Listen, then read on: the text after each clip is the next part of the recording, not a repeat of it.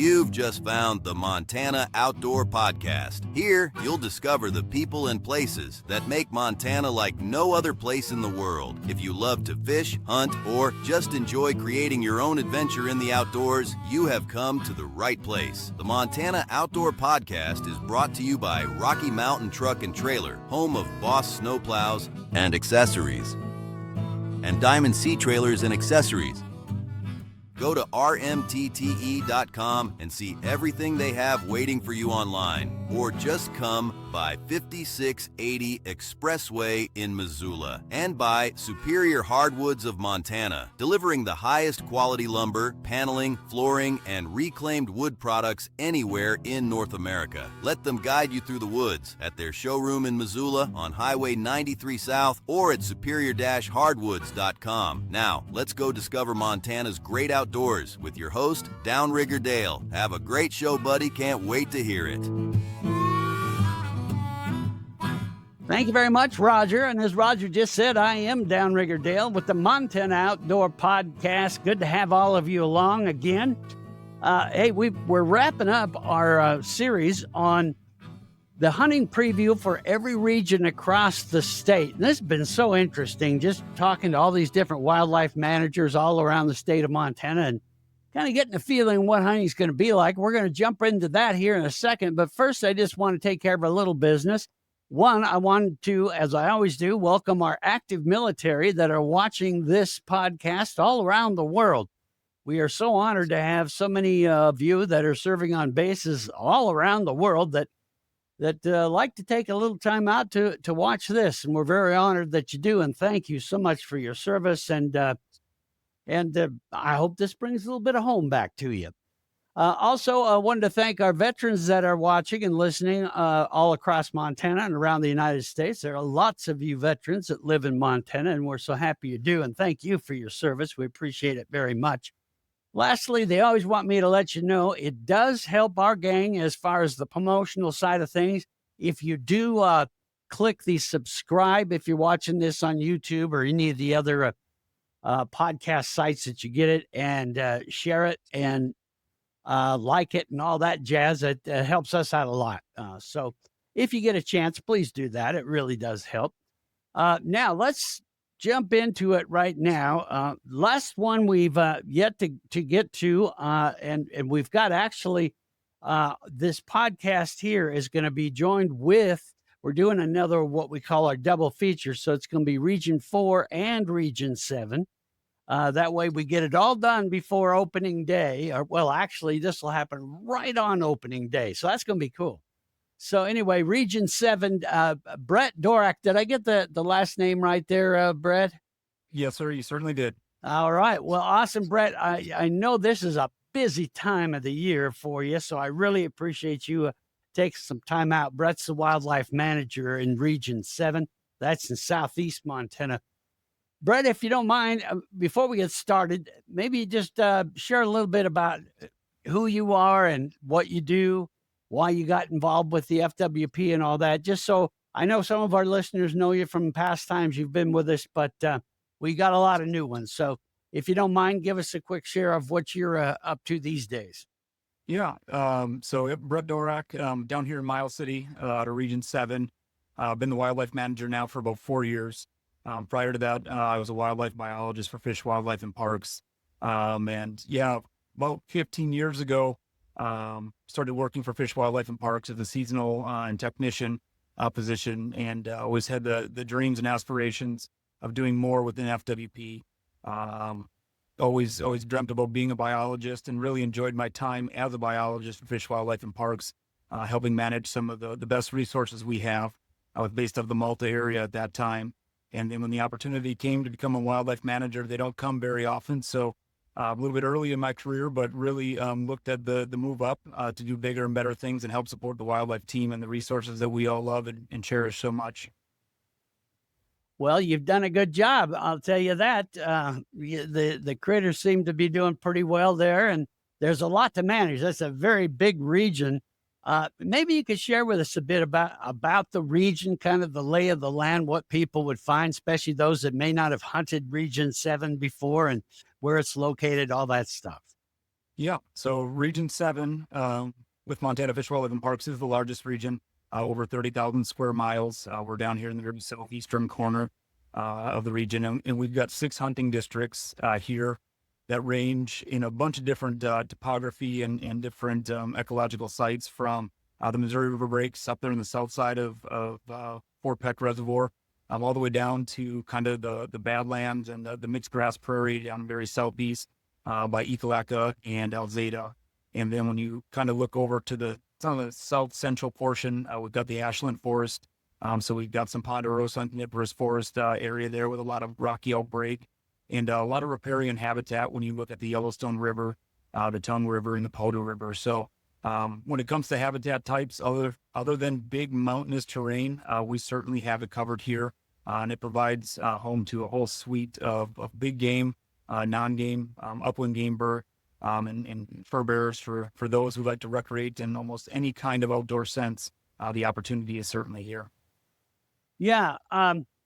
One of the things I wanted to start with is I have been in all these podcasts about each region is talking about elk. And in southeast Montana, some folks may not think of elk going that far, but you do have elk in the region. Talk about your elk there and what the elk hunting opportunities are like and what your elk numbers are like there. Yeah, so we'll start with the northern part of the region up there in Hunting District 700 in the Missouri River breaks. So that area is managed using a permit for either sex, both archery and for the general season. So those are via draw, as well as the B licenses or the cow or calf elk opportunity. And so that population has been relatively stable for about the past 10 years when we look at total count wise. So right there around, 12, 14, 1,500 elk, consistently over the past decade. People really enjoy getting up there with archery equipment as well with the rifle to get up there and hunt. And it's a really sought after permit for those that are lucky enough to draw it, and they experience quite a good time, whether it's in the heart of the breaks or kind of up there in some of the more ag or prairie component there. And then when you go into the central portion of our region, it's Hunting District 701 and 703, 2 very large hunting districts. These are part of our general elk areas. So anybody with a general elk license can pursue elk in these 2 hunting districts. Other than a very small corner, the southwest corner of 701, that herd of elk there kind of shares the habitat with the Bull Mountains herd in Region 5. So that very southwest corner, you can see it in the hunting districts or in the hunting regulations. You do need a permit there. It's the 590 permit. But other than that, the rest of the 95% of Hunting District 701 and then 703, general elk license. There's not as many elk. They're far and few in between. We hear from a lot of egg producers that they, cause crop damage and they just don't want population established. So that's why it's operated as a general opportunity. Not much elk harvested when you look at it in comparison to other general areas of the state. But each one of those hunting districts typically has about 80 to 100 elk harvested out of it every year. So it does provide the opportunity for those recreating out there looking for general elk to get out there and really put on some miles and hopefully find some. Yeah. And then when you look south of the interstate, primarily in Hunting District 702, 704, and 705, that's where our largest elk herd is. Much larger than the one up in 700. We've got more than double the elk down there, and really strong numbers. And it varies as far as access goes. A little bit more limited access in 702. It's about 90% private land. When you look at Region 7 as a whole, we're about 80%, about 75 to 80% privately owned. And the rest of that is public. So 702 is a little bit more access restricted for the most part when you're looking at public lands or block management. But then when you look at 704 and 705, we've got portions of the forest, large tracts of BLM, DNRC that provide opportunities for those elk hunters. But again, that area is managed using a permit for either sex elk. B licenses. We've got one that's valid everywhere but the Forest Service, and then we've got one that's valid on the Forest Service, and that's kind of a little bit of a social management so that tract of Forest Service doesn't get inundated with too many hunters. And then also the general license is valid in those hunting districts, on private lands for antlerless elk or spike. So if you're able to get access out there, you don't have to draw a B license or a permit for a cow elk or a spike elk if you've got access to private lands for it. Okay. Okay. Let's talk a bit about what in the region there as far as your mule deer hunting goes. What is that like? I know that around the state there's been some issues with it. So it's, from CWD just to the drought conditions and that have certainly affected the mule deer around the state. How are the mule deer doing there in Region 7 as far as your numbers and health-wise? Yeah. So we do have some areas where chronic wasting disease has been found. Prevalence is a little bit higher kind of in the southeast corner when you look at it in comparison to other areas, but all hunting districts have had at least one detection in it. Mule deer as a whole, they're starting to rebound. I know when we talked last year, they were showing some signs. We had 3 years of really bad drought. With that drought came limited fawn numbers, so limited recruitment into the population, and potentially a higher adult mortality just because there was less grass and forage in the landscape. So when there's fewer groceries, it's tougher for a lot of animals to survive out there. So when you look at it, about 3 years ago, we were 50% below our long-term average. Last year we were 40%. And then this spring after our surveys, we were right around that 28 to 30% below long-term average. So we're starting to rebound. Mother Nature has played a little bit nicer than she had for those 3 years. And so we're seeing more fawns. Our fawn to adult ratio in the spring has gone up. We're seeing it in that 50, 60 plus fawns for 100 adults in the spring, which shows a population that's growing. And we've been fortunate enough, as we talk about drought conditions, that starting in late July, even until a week ago, parts of the region got 2 inches of rain about a little over a week ago. So quite a bit of rain. And that fall moisture is directly correlated to higher fawn weights and fawn survival the following spring.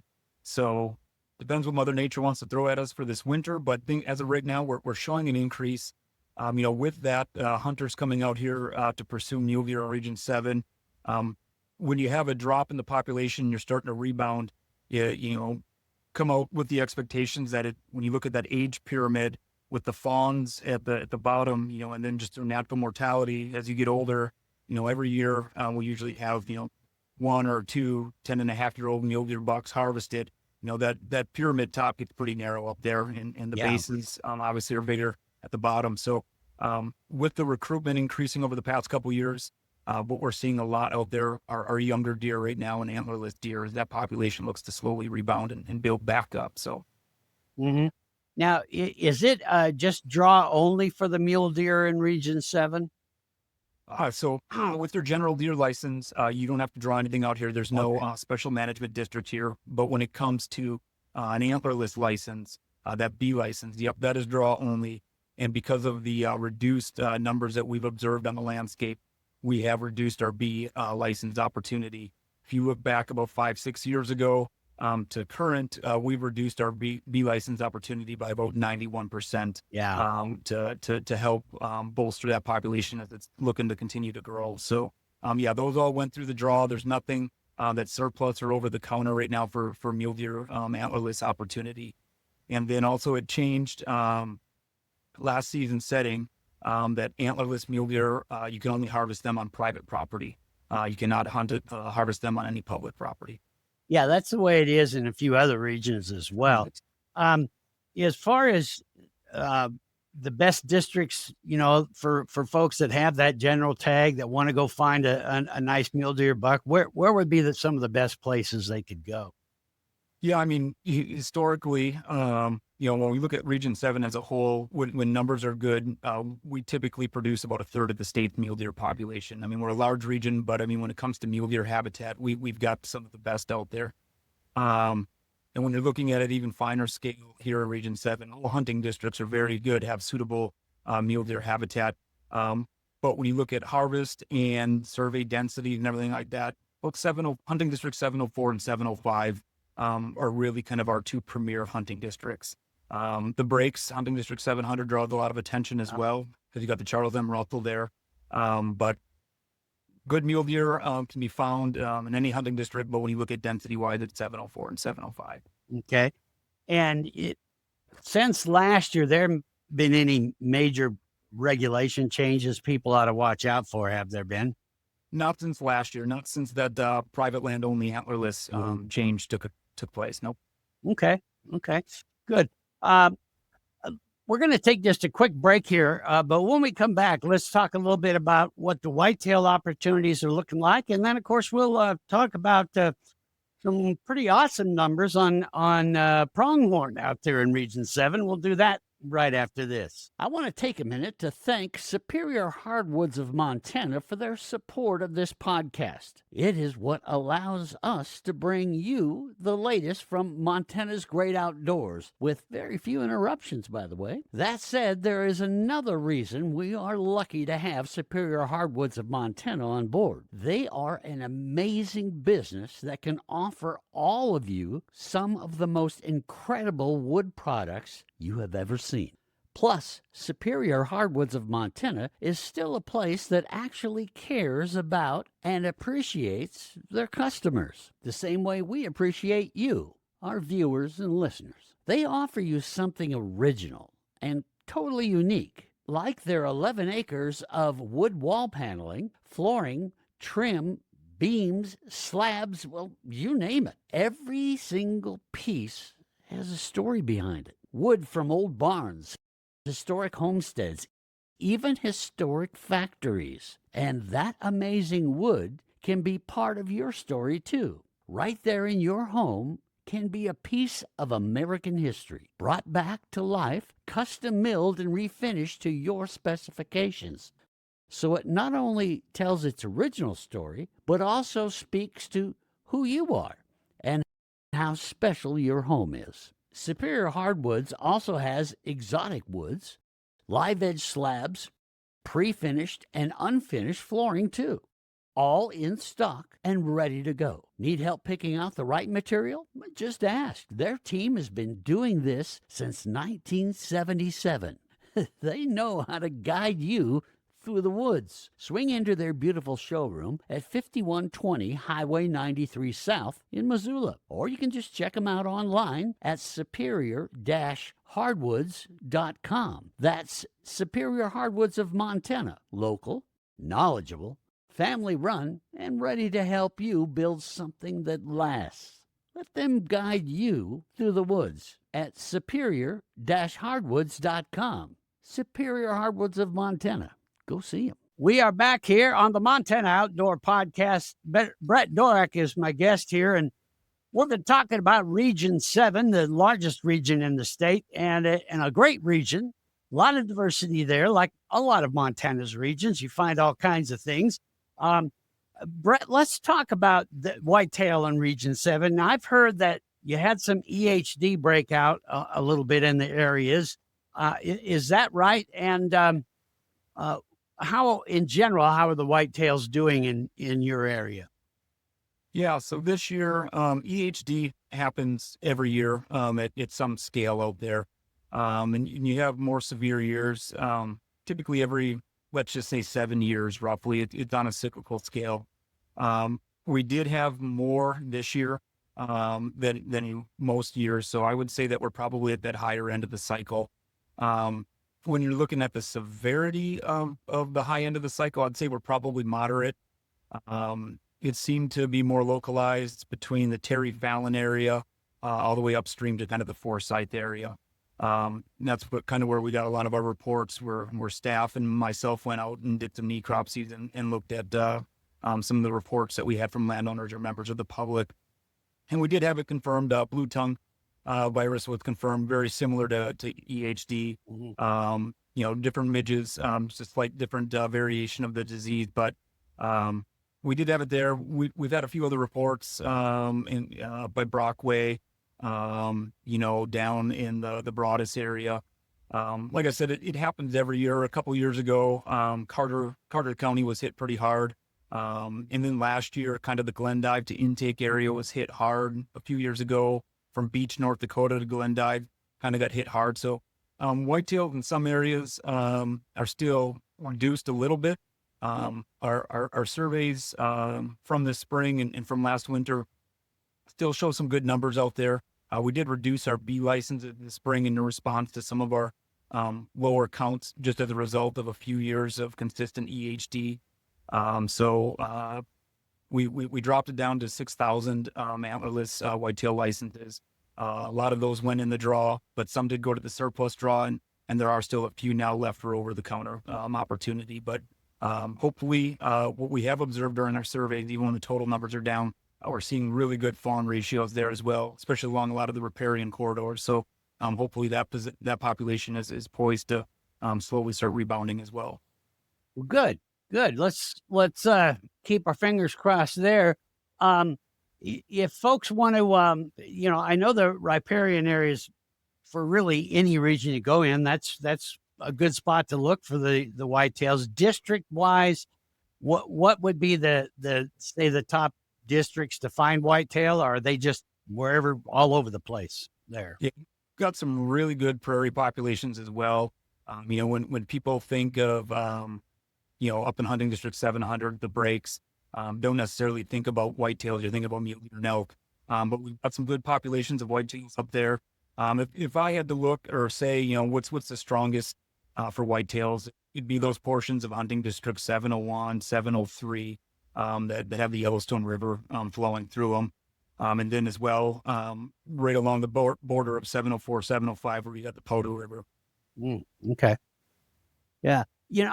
I've always wanted to ask, and I keep forgetting when I talk to some of the wildlife managers and this may be more of a warden question, but when you border another state, if you were to happen to say shoot a whitetail or whatever, and it were to, hop over into North Dakota, can you retrieve it from North Dakota, or how would that work? I've always wondered that. Yeah, being in the enforcement world, my recommendation would be probably to call a warden, explain the situation. You're going to want a good blood trail on the Montana side to highlight your case. And they probably have to reach out to their peer in North Dakota and just kind of let them know the situation. Obviously, if it's private land on the North Dakota side in this example, getting permission from that private landowner as well. But hopefully no hunters find themselves in that situation, but I can see that there is the potential, weirder things have happened, but yes, best not to assume and just make a call and try to get things cleared up. Yeah. I haven't heard of that case before, but I've always thought, I wonder if maybe it has, I don't know. But maybe, just a thought. Any major whitetail changes in regs that we need to watch out for? Not for whitetail in Region 7. We reduced those B licenses earlier this spring, but other than that, regulations have maintained the same. Okay. Now let's move on to a pronghorn in Region 7.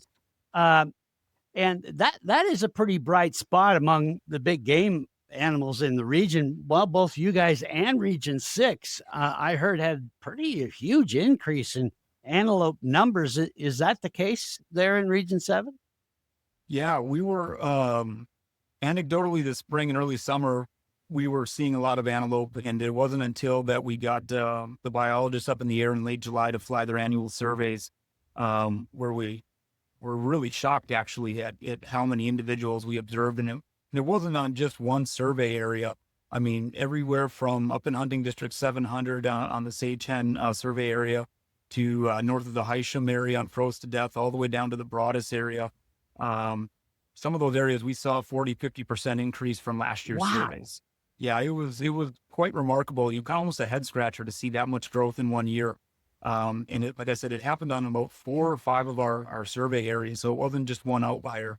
And with that, because we have our surveys and our draw dates designed to catch any kind of biological change for good or for bad, so we can adjust licenses or permits right before the draw.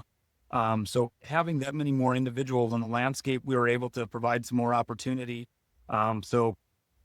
2 years ago, the commission, Region 7 used to be just one large area where you could go antelope hunting.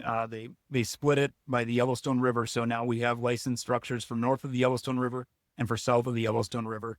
And for those areas south, which is usually has a much higher density antelope or pronghorn number down there, we increased it from 5,000 either sex licenses to 6,500. Wow. And then for the area north, we went from 2,500 to 3,500. So ultimately, we were able to provide 2,500 additional either sex opportunities for those that have applied. And running the check station, the first weekend of antelope opener, we saw some really good bucks coming through, some really happy hunters. Obviously, when you issue more licenses, we have some hunters say hunter, hey, there's more hunters out there. Yep, that's how it's going to work. But our success rates were really good. We saw some tremendous bucks as well.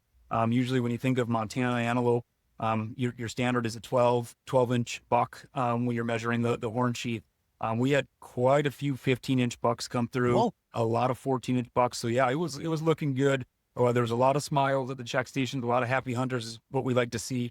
And we did hear, hey, there's more hunters. And yeah, when you increase licenses, you're going to see a few more individuals out there. But those that got away from the road, they found some success. And yeah, when you've got a pickup coming through with 4 hunters and there's 4 big smiles and there's 4 nice bucks in the back, it's kind of hard to go against that.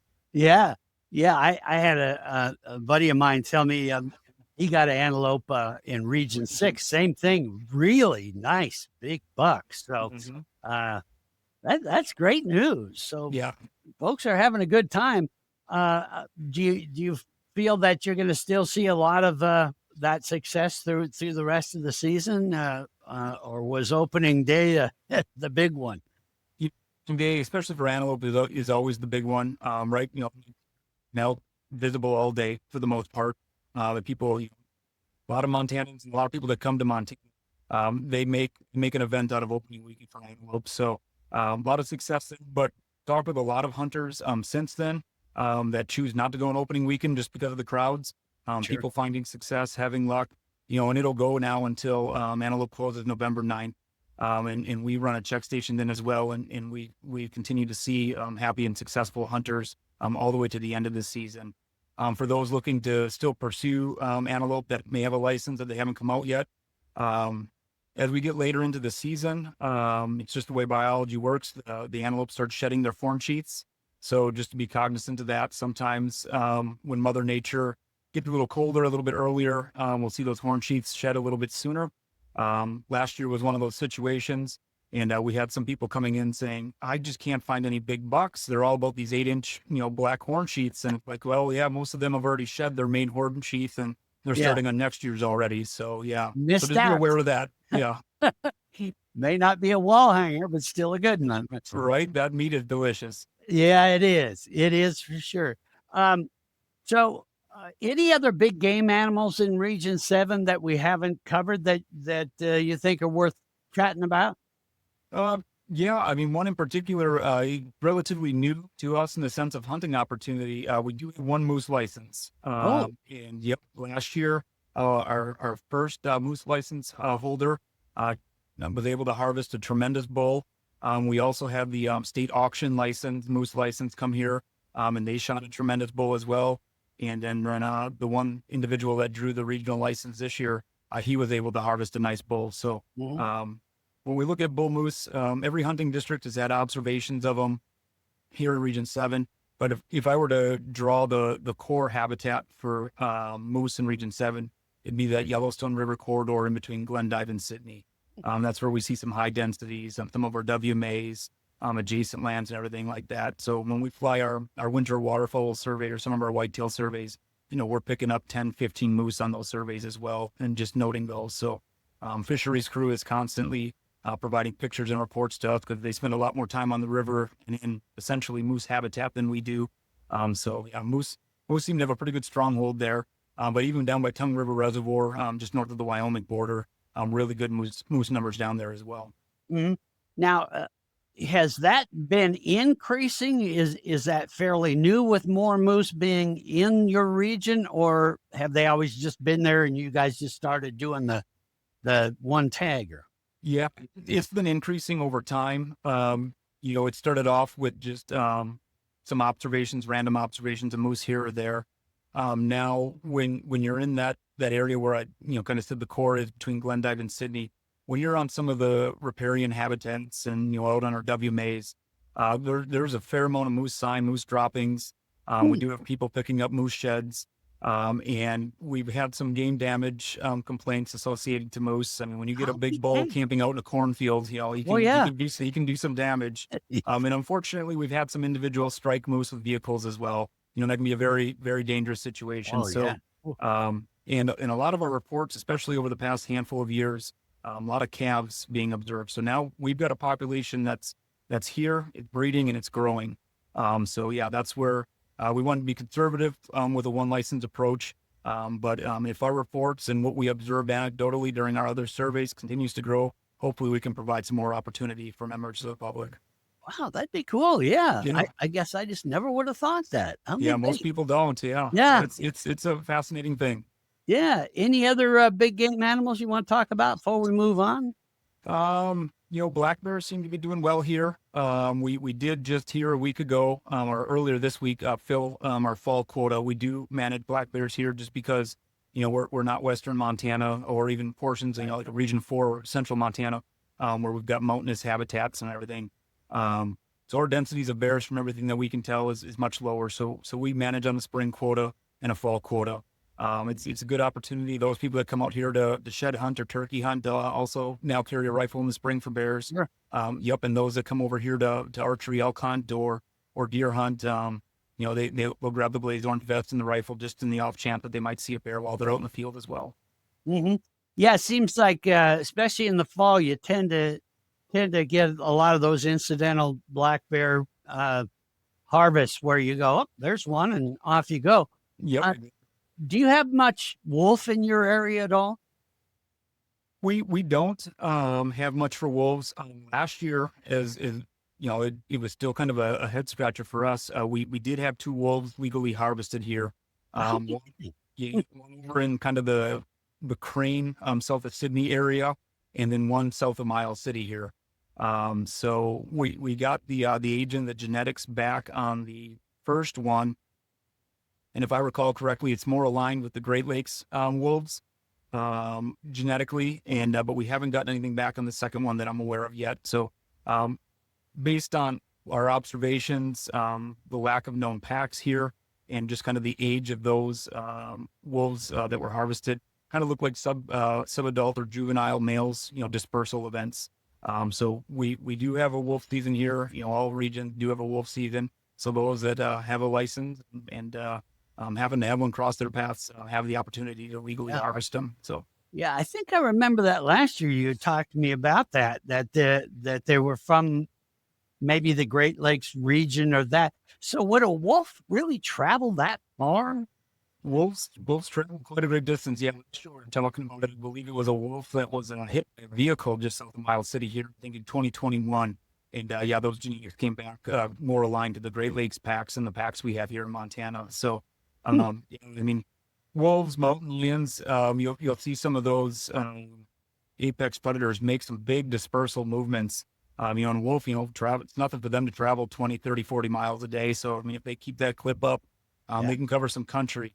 We see all critters make big movements. We've had some collars on elk here that have, hopped back on over to South Dakota, have made a 200-mile, lateral movement and just stuck there. So, animals are always moving. So sometimes you just never know what you're going to see out there.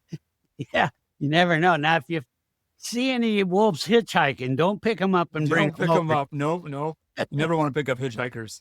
Yeah. Let's talk a bit about your upland game bird and waterfowl hunting opportunities. What do we find there in Region 7? Yeah, for upland game birds, so we'll start. We have sage grouse, and that season is only the month of September. And we've got some really core sage grouse habitat kind of almost all throughout Region 7, other than kind of that very eastern and northeastern edge. We're outside of it at that point, but when you're looking at the Missouri River breaks, down through the Forsyth, Hysham area, all the way down to the Broadus, and then Tongue River Reservoir area.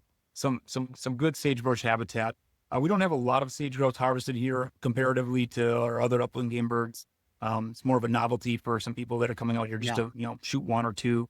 But we've seen an increase in our spring surveys, which is good because they were pretty low. They're still low, but we saw an increase, so that's good.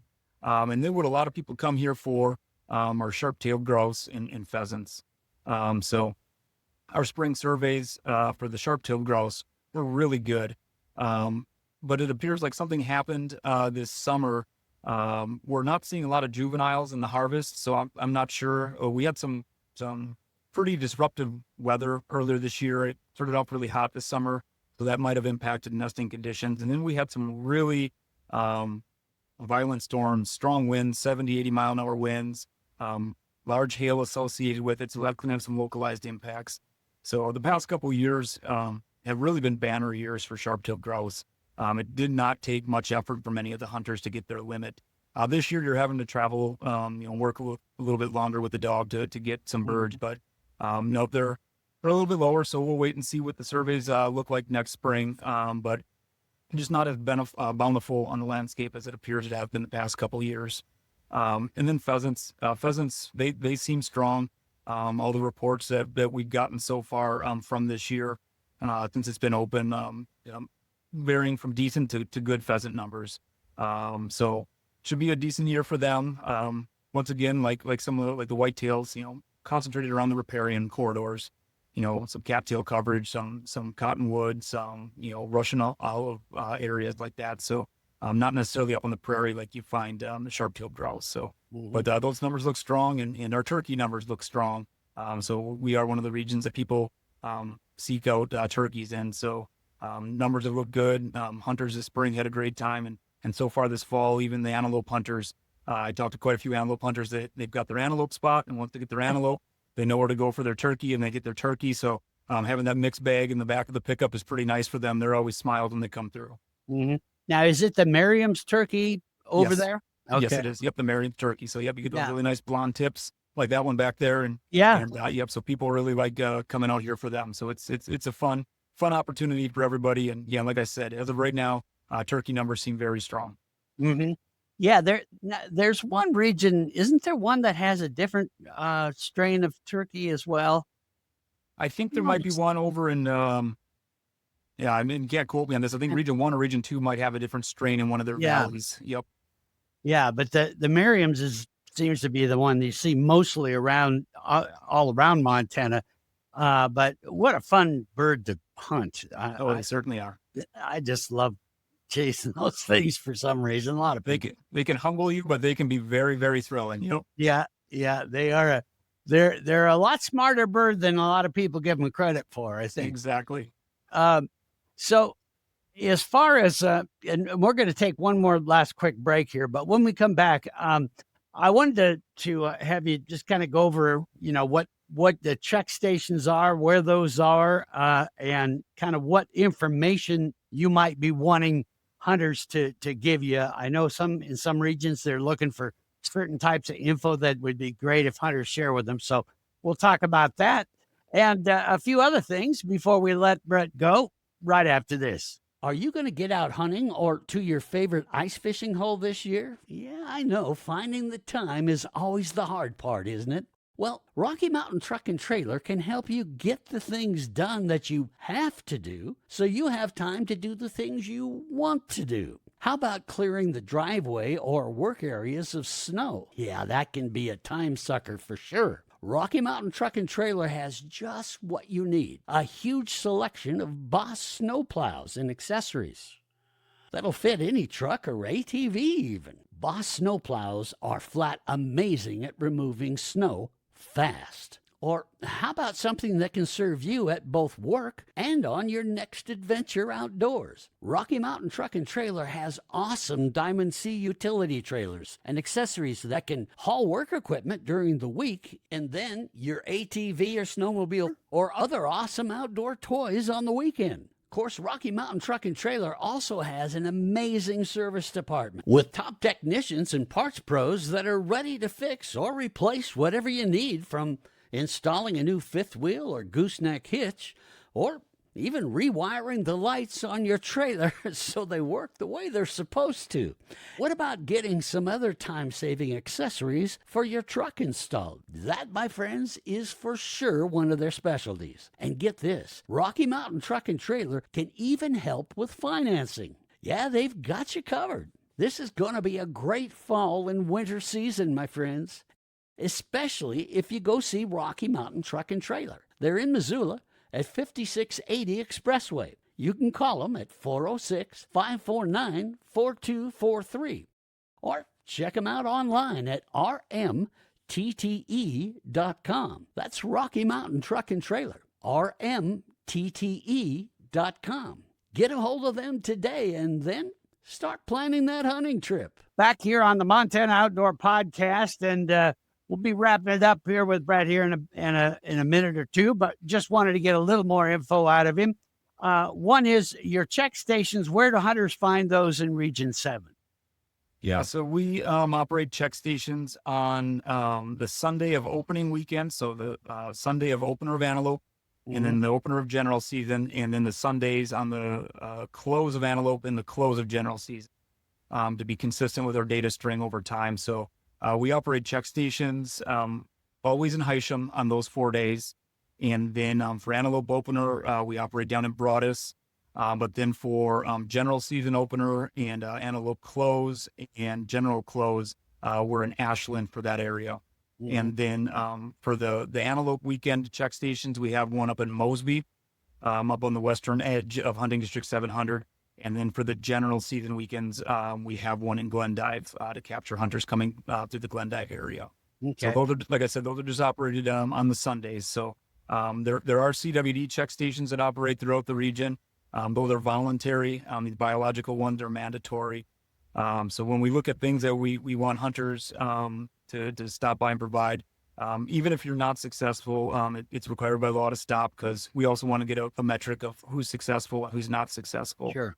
And for those individuals, we're looking at antler or horn sheath metrics. We take some measurements on the bucks, and then we're looking at the teeth to get some age breakdown of what individuals harvested. So it's even important for does. I know most people don't pack out the doe head, right? It's added weight if you're not lucky enough to get the whole thing in a pickup. But if people can bring in the lower jaw for us to get some age metrics on those harvests, that's beneficial as well. And then we just kind of ask general questions of, what hunting district were you in? What were you primarily pursuing? And then, what kind of land ownership did you harvest it on? Was it on public land? Maybe the forest, when we're talking about elk, and then was it on block management? Was it on private ground? So just kind of get an idea, a breakdown of where people are able to hunt and kind of what the harvest looks like by land ownership type as well. Mm-hmm. Speaking of that, have you guys had pretty good participation from your landowners on your block management and things like that? Yeah. We've got a pretty robust block management program, a couple million acres enrolled in it. Being a region that's primarily private land, that is key to a lot of success, is the willingness of landowners to open their doors. I would say that anywhere in the West or anywhere in Montana, in particular, we're seeing a transition. We've lost some ranches, whether it's the matriarch and patriarch that have phased out and there's nobody coming up the family to take it over. So they've sold and maybe the new owner isn't interested in block management or even public access, unfortunately. So we've lost some acreage there. But we have people that are buying ranches that have sold and opening them up into block management. So we lose some, we gain some years at the net neutral, some years we lose acreage and some years we do gain. So overall, we couldn't do the management we do out here if it wasn't for the private landowners. Yeah. So, having those enrolled in block management is key. But even those that aren't enrolled in block management, we do have a lot of landowners that still facilitate access through knocking on the door. I would encourage hunters to do it prior to hunting season. Right. It's kind of hard for a landowner when you knock on the door and say, "Hey, I saw something right there. I would like to go right now." It's probably not as beneficial as starting that conversation a little earlier in the summer and just kind of building that relationship with that landowner. Mm-hmm. Well, it's like anybody. I mean, if somebody came and knocked on your door and said, "Hey, could I use your backyard for a bit?" Right. You want to get to know them, You will. do that. Yep. So, yeah, be respectful, because that's how we're going to grow that. The It's Up to Us program has been great. And I encourage you guys to go online. I'll include a link to it in the podcast description, but check that out. That'll give you some good ideas. And also I'll put a link to the block management program for Region 7. And there's a whole bunch of other links in there too, guys, that you guys can go check out, and gals, and use those links. It's got some good information in there. What about challenges for Region 7, Brett? Like we've been saying, it is a very large region. That in itself, I would assume, is a pretty good challenge. But any specific challenges that you guys are facing that you can share with us? And is there any way us hunters can help out with anything? Yeah, I'd say probably challenges are uniform to what we see in other areas. Access, it's a constantly changing landscape with access. And that's where, kind of like you highlighted, it's up to us, build those relationships, thank the landowners when you're done. Cause it gets tougher year after year, to try to acquire or get more access out there. We've got, like I said before, we've got some tremendous landowners here, and we couldn't do what we do here in Region 7 without them. So, but access, for all management, whether we look at populations that are growing, where we need to maybe get some more harvest, or when we look at disease management, when we've got some maybe hot spots potentially heating up on the map for chronic wasting disease or something like that, getting that access to get a better sample number, or maybe even decrease densities to help slow the spread of that disease. I would say access and diseases are probably the two kind of hurdles that we're constantly trying to navigate and get over and continue to work on. So once again, I'll say it again, great landowners, great people that we work with. But I mean, I think anywhere with any management, access is always going to kind of be an issue that you're constantly working on and trying to improve. Mm-hmm. Yeah. And for any landowners that are watching this, thank you very much if you're participating. If you're not, and you're kind of on the fence on it, one little thought I'm just going to share with you is, when you think about the youngsters that are coming up and are going to be, adult hunters soon, and that, I don't know what it is about the heritage of hunting, probably just the responsibility you learn and the appreciation you have for the wildlife and the land around.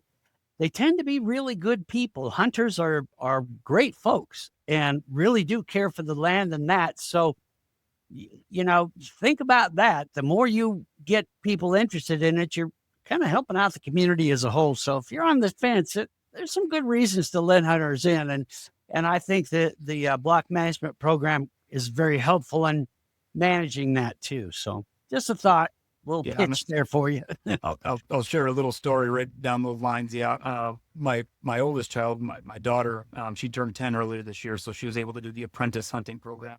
Yeah. So for the youth season last week, we signed into a block management area, and my daughter got to interact with the landowner and sign the slip herself and do it all. And we were successful. She got herself her first mule deer buck. So, she thoroughly she was nervous, going up to the door to meet the landowner, but she thoroughly enjoyed the whole experience, especially with the landowner said, hey, if you're lucky enough to get a deer, please give me a picture so I can put it on my wall. And my daughter reminded me, we need to get them a picture of my deer. And I said, yes, we do. So, it's hopefully is beneficial, to both parties, in that whole equation. So, we're eternally grateful for the access, and hopefully, there can be a bright light for the landowners as well.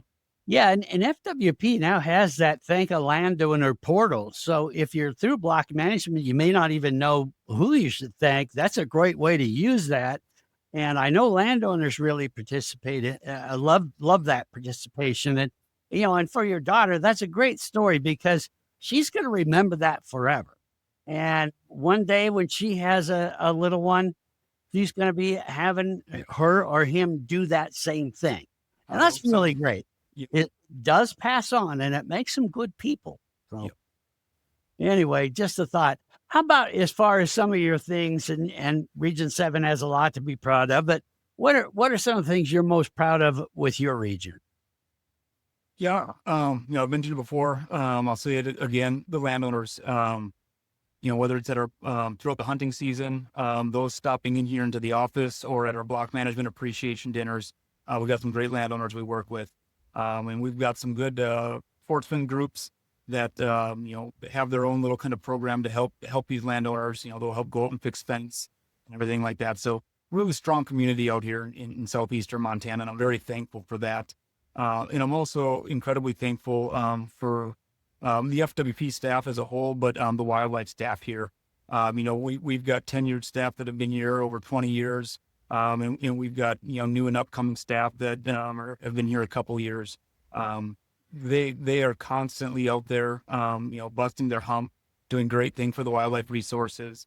Makes my job easy because they're shining stars. I mean, they're doing a tremendous job. So I'm very thankful for them, for their integrity, for their objectivity, and for the work that they get done day in and day out. So it's thanks to them and their efforts that we've got some access that we do, and we got the resources that we do. So I'm really thankful for that.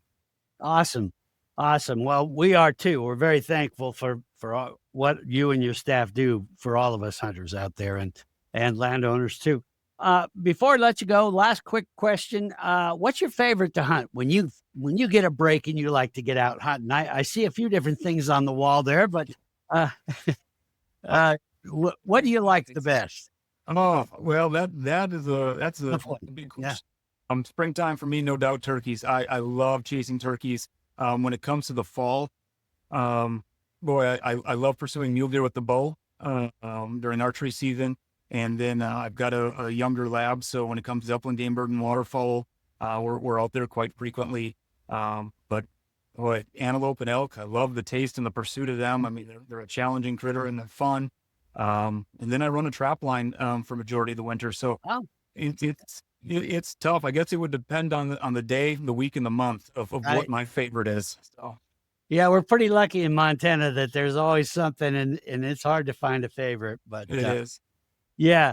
Well, anything else you wanted to get in before we jump away here? No, I just want to thank you again, Dale, for the opportunity, and for those listening and watching. Don't hesitate. I mean, if this has spurred any questions, any interest, don't hesitate to give me a call. I'll give the office a call. If I don't know the answer, I can point you in the right direction. But love talking to the members of the public that are interested and passionate about this resource, and love pointing them in the direction. And really love hearing success stories. So I've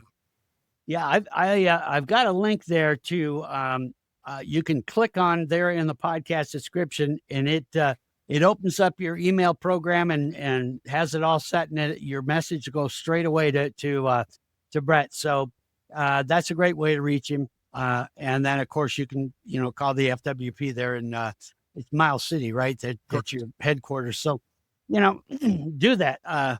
These folks work hard, so be sure and fill them in, let them know what's going on out there. All right, Brett. Well, we'll let you go. I know you've got a lot to do, so thanks for all you do. And by all means, if there's any word or anything you need to get out, let us know, and we'll be sure and get it out here on the podcast. Sounds great. Thank you. All right. Well, there you go, folks. There is Region 7, and it is opening day, so we're going to kick it off. I hope everyone has great success and does really well out there. Until we talk again, and we've got lots more great stuff coming up. We're going to have a fall fishing preview and some ice fishing previews coming up, and, well, many, many more things. So stay tuned right here until we talk again. Be safe out there. Be good to each other, and we'll talk to you soon here on the Montana Outdoor Podcast. Thanks for watching the Montana Outdoor Podcast.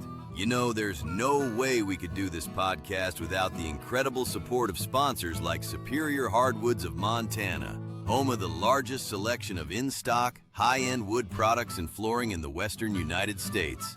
Let them guide you through the woods at superior-hardwoods.com. And of course, Rocky Mountain Truck and Trailer in Missoula, home of Boss snowplows and accessories, and Diamond Sea Trailers and Accessories.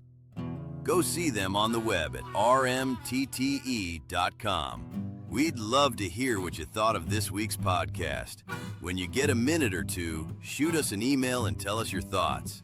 Same goes if you have any questions for Rigger or this week's guest. Just send your questions or comments to downrigger@montanooutdoor.com. Hey, don't forget we should be dropping a new podcast this next Saturday. Until then, gang, we hope to see you soon out in Montana's great outdoors.